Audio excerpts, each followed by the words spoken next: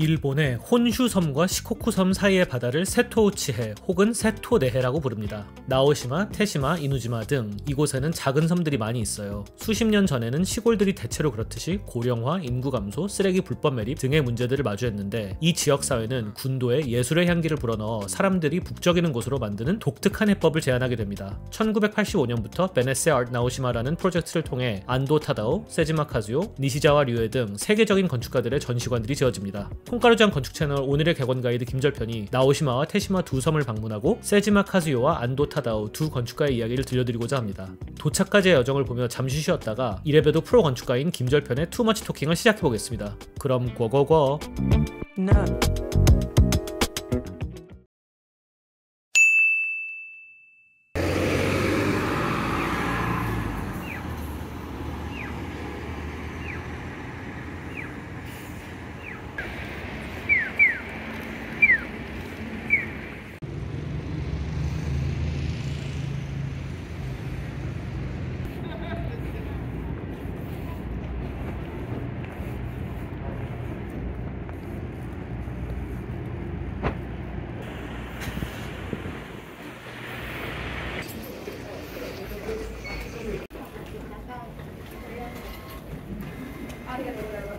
直島8時12分チケット1つ。片道往復で押しましょう。片道往復。すみません、日本語は手です。One way or round trip? One way, please. Okay. 520.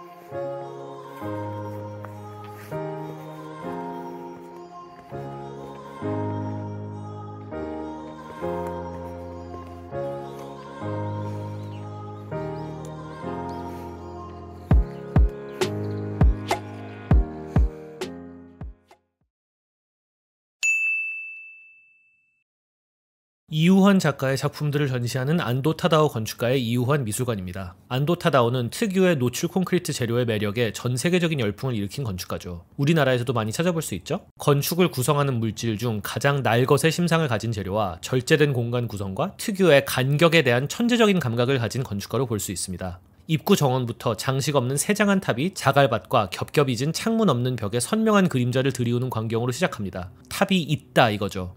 무얼 더 덧붙이거나 기교를 부리지 않아도 존재한다고 호소하는 느낌입니다. 미술의 조예가 깊진 않지만 개인적으로 이우환 작가의 회화나 조각은 존재와 무 사이의 가능성을 탐구한다는 인상을 받았는데 안도 타다오의 건축이 이우환의 미술과 정말 찰떡으로 어울리긴 하네요. 건물에 들어가기 위해서는 높은 벽 사이의 길을 한 바퀴 감아서 진입해야 합니다. 도 닦는 느낌이에요. 높은 벽에 압도적인 콘크리트의 물성 말고는 아무것도 없어요. 입구까지의 여정을 이렇게 특별하고도 길고 입구가 보이지 않도록 차단한 이유는 아마 이 여정 동안 바깥 세상에서의 일은 잊고 이 세계로 진입하자는 차단의 의미겠죠? 촬영이 금지되어서 사진으로밖에 나누지 못하지만 10,000원 정도의 입장료를 내고 들어간 전시관은 정말 혼란스러운 바깥의 사바세계와 대비되는 시적이고도 압도적인 고요한 공간이긴 합니다.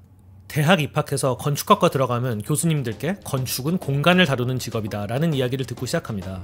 그저 커다란 직육면체일 뿐인 공간이라는 매개가 감동을 줄 수 있나 싶은데 줘요. 줍니다. 사진에서 절대 전달이 되지 않는 육중한 스케일과 간격에서 느껴지는 긴장감과 빛의 노래. 특히 건축주의 상업적 요구가 적고 아름다움에 몰빵하는 미술관 건축 중에서도 명작은 절대 일상에서 느낄 수 없는 헉소리가 나는 경험을 선사합니다. 간격의 긴장감이라고 표현했는데 안도 타다오가 이 감각에 있어서는 세계 일장인 것 같아요. 친구랑 같이 가서 롤 얘기나 메이크업 얘기 실컷 하다가도 입을 다물게 하는 압도적인 느낌이 있습니다. 그런데 사실 안도 말고도 천재 많거든요? 안도 타다오는 왜 이렇게 슈퍼스타인 걸까요?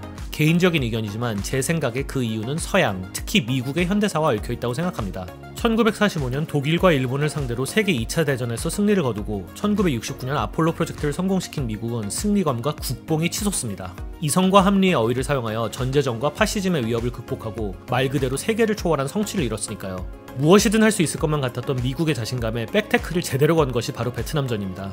돈도 인구도 과학기술도 없는 동양의 작은 나라가 어떻게 미국의 압박을 이토록 오래 견딜 수 있는 것인지 불가사의였죠. 스스로의 삶의 방식에 조금씩 회의를 품은 미국에게 충격을 주는 사건 하나가 티광둑 스님의 소신고양이였습니다. 그 행위의 정치적 의미에 대한 해석은 차치하고라도 미국인 넘어서 서양인의 시각에서는 동양의 정신 문명에 도대체 어떤 요소가 있길래 이렇게 설명이 안 되는 일들이 가능한 것일까 하는 의문이 들기 시작합니다. 알파고가 이세돌과 커제를 두들기고 다니는 시대에 사는 우리에게는 오히려 인종차별적으로 느껴지지만 동양 정신 문명의 신비를 탐구하고자 하는 현대적 오리엔탈리즘의 시작입니다. 무언가 이해할 수 없는 것을 추구하는 동양의 정신문명에 대한 호기심과 일본이 국가 브랜드 이미지를 강화하기 위해 7, 80년대 세계적으로 자국문화 홍보에 투자한 것과 맞물렸습니다. 안도 타다오의 투박한 어휘와 정교한 기하의 만남은 동양의 그 무언가 알 수 없는 정신문명을 건축계에서 대표하게 되어 세계적인 주목을 받게 됩니다. 작가 본인 또한 시장이 스스로에게 원하는 오리엔탈리즘적인 위치를 잘 이해하고 마케팅을 했죠.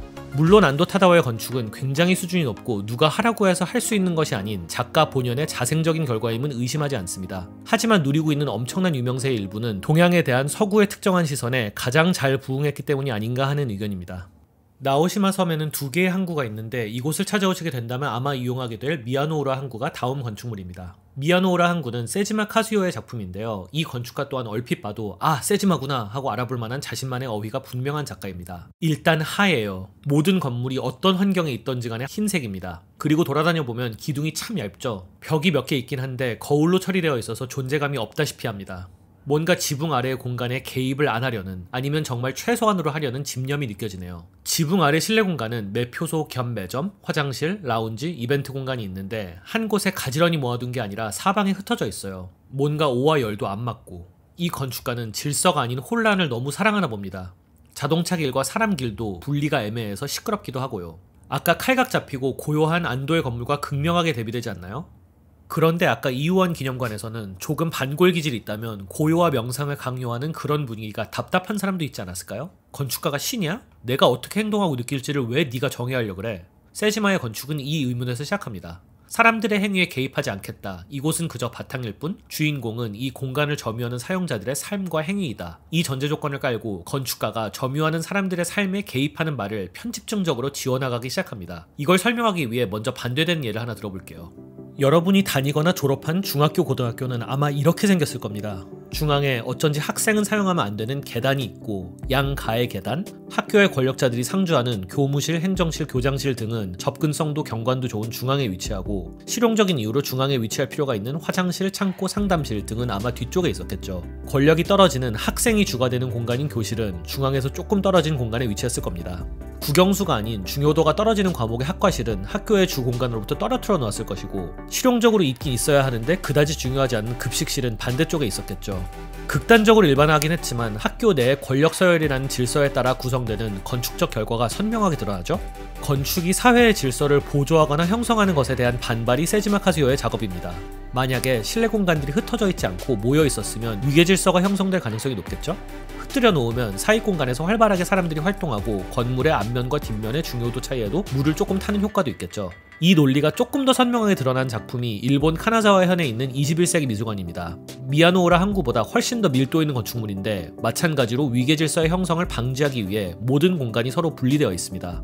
여기서 한 걸음 더 나아가 건축과 그를 점유하는 집단의 권위가 건물의 정면에 집중되는 법인데, 정면이라는 개념을 부정하기 위해 건물의 테두리를 완벽한 원으로 구성합니다. 실제로 가보면 입구가 어딘지 찾는데 시간이 좀 걸리더라고요. 건물이 흰색이라는 것도 조금 특이할 만합니다. 아름다운 결을 가진 목재라든가 안도 타다오의 시그너처 노출 콘크리트라든가 건축가의 팔레트에는 사용할 수 있는 다양한 물감이 있는데, 세지마 카즈요는 유독 금욕적으로 흰색을 고집합니다. 스스로가 존재감을 드러내려고 하기보다는 정말 바탕으로서 존재하려는 의지죠. 너희들의 알록달록한 생활로 이 빈 공간을 채워줘라는 손짓입니다. 건축가로서 다채롭게 표현하려는 욕심이 아니라 오히려 표현을 하지 않는다는 새로운 철학으로 엄청난 주목을 받은 건축가 세지마 카즈요였습니다. 지금까지 이야기 들어주셔서 너무너무 감사드리고, 나오시마 이후의 여정을 조금 브이로그 형식으로 보내드리고 마치겠습니다. 콩가루장 건축 채널 오늘의 게스트 김절편이었습니다.